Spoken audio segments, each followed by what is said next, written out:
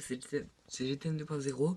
Heureux de vous pour cette nouvelle vidéo. Alors, je suis désolé, je n'ai pas pu publier de vidéo la semaine dernière parce que j'ai eu un souci, on va dire, d'espace dans mon téléphone, dans ma caméra. J'ai pas pu filmer. Et maintenant, je peux. Alors, juste avant de commencer la vidéo avec la voiture, ou les voitures du jour d'ailleurs, je vais vous montrer deux petites améliorations dans l'arrière-plan avec un particle de lavage de type Christ Cadiz. Il est en rouge, c'est normal parce qu'en fait, avec toute cette neige, et ce mauvais temps, on va dire, ainsi que du froid, c'est normal qu'il soit éteint en raison du gel. Et j'ai également trouvé la tour avec les prix pour le carburant de cette station qui allait avec.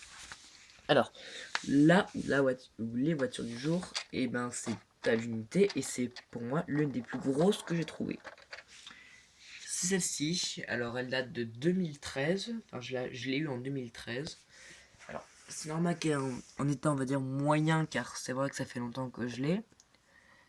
Alors, cette voiture, alors, c'est comme vous pouvez voir une SLS en version AMG avec un moteur de 6 litres 3. Voilà. Bon, oui, je sais, quelques petites écritures, ça c'était il y a longtemps.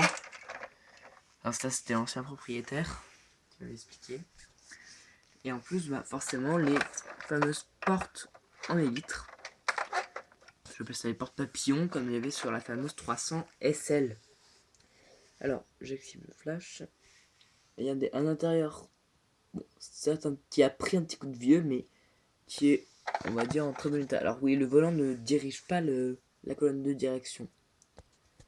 Ça c'est dommage. Par contre, au moins, c'est qu'il est mobile. Intérieur très bien détaillé.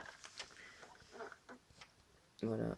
Alors, juste il manque la plaque également. Vous savez, c'est un véhicule d'occasion, donc ça date un peu. À part ça, sinon, regardez-moi ça.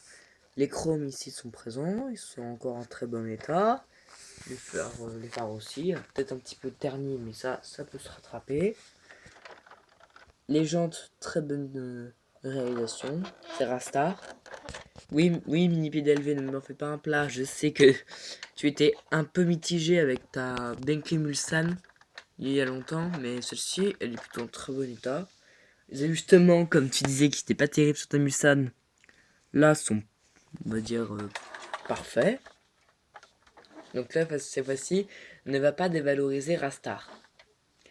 Alors, avec les petits canules chromés, les feux très bonne réalisation, les blasons SLS AMG également toujours présents.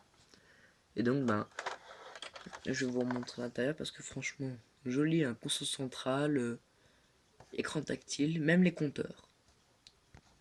Voilà les amis, cette vidéo est peut-être un petit peu courte en effet, parce que je n'ai pas encore beaucoup d'espace dans mon téléphone, mais bien évidemment, je vais tenter d'améliorer ça.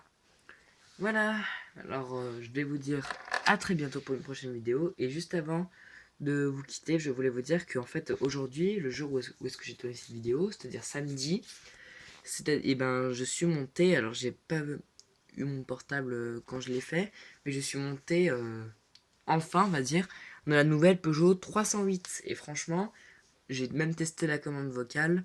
Elle est vraiment superbe. Je vous conseille vraiment d'en acheter une, même si je sais que les prix. C'est vrai que ces voitures, il y a quand même un prix. Hein. Je dis pas qu'elles coûtent cher, mais ça a quand même un prix pour l'avoir. Mais franchement, avec ce prix-là, vous pouvez avoir une voiture franchement magnifique. Donc franchement, et en plus vraiment très esthétique. Avec beaucoup de technologie d'ailleurs. Bon d'accord, moi c'était une version, comme vous avez vu, c'était la même version, une version Allure. Donc j'avais pas les compteurs en 3D, mais des compteurs quand même très bien lisibles, derrière le petit volant. Et également un écran tactile avec les High Toggle. Vous savez, les touches piano numériques. Voilà, à très bientôt.